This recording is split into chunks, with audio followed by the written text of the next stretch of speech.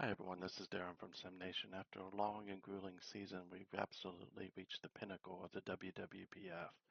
The 2016 WWPF Championship game is here, and the scriptwriters could not have drawn this one up any better.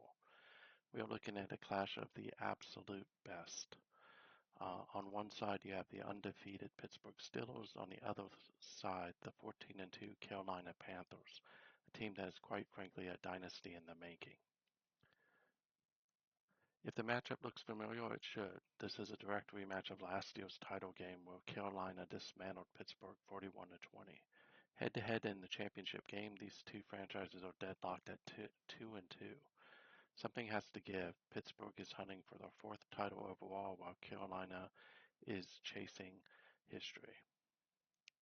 Let's talk about the man on the Carolina sideline, invisible witness, arguably the best active coach in the league right now. He has the Panthers on the brink of a historic fourth consecutive championship. If Carolina pulls this off, it will be their sixth title overall. That puts invisible witness and the Panthers in elite company, joining Butcher Jack's Indianapolis squad and Grasshoppers' Atlanta team in the six-wing club. The only mountains left to climb after that, Buffalo largely under Askell and Oakland under Peter.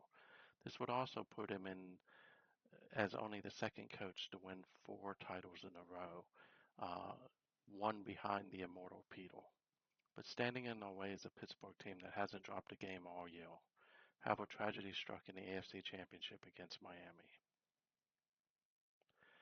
You cannot talk about the game without talking about the injury report. Pittsburgh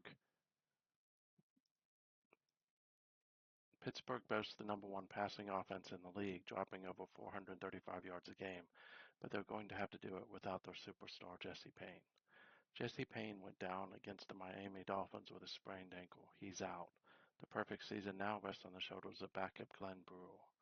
Now, Brewer isn't coming in completely cold. During the regular season, he stepped up and delivered 609 yards, 8 touchdowns, and 0 interceptions.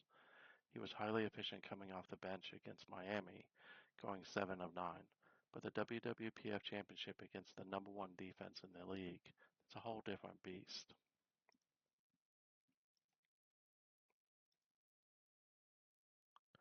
Let's go to the boards and break down the games.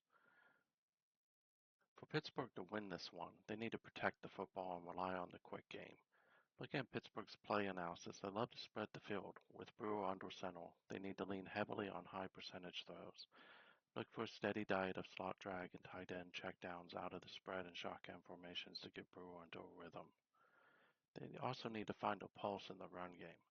The Steelers are dead last, 32nd in rushing yards per game, but against a Carolina defense that will be daring the backup quarterback to throw, Pittsburgh has to use plays like off-tackle left to keep the defense honest and the chains moving.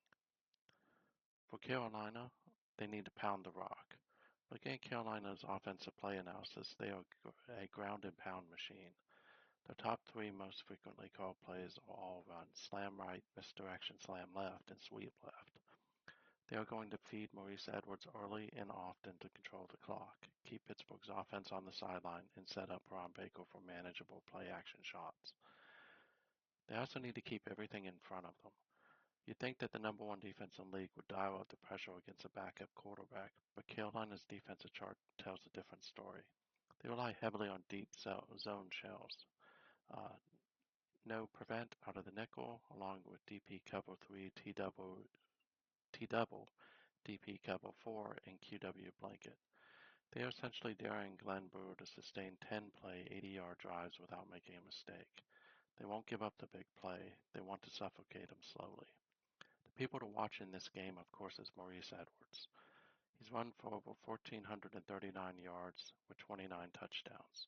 He's chasing Lackey's record of 170 touchdowns, and only after 4 or 5 seasons in the league, he's already at 150.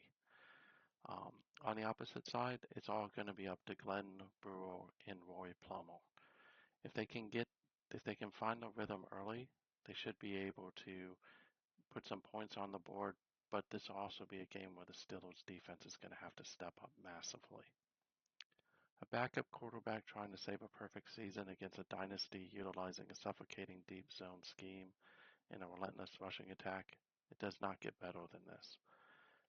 Glen Brewer will become a Pittsburgh legend overnight, maybe next year's starting quarterback, with Jesse Paine's contract expiring. Or will Invisible Witness secure that sixth wing and take his place on the WWPF Mount Rushmore? Drop your predictions in the comments down below. Hit that like button if you've hyped for the game, and make sure you subscribe to SimNation so you don't miss the post-game recap. I'm Darren, and as always, thank you for your support on this channel. I'll see you on the gridiron later tonight.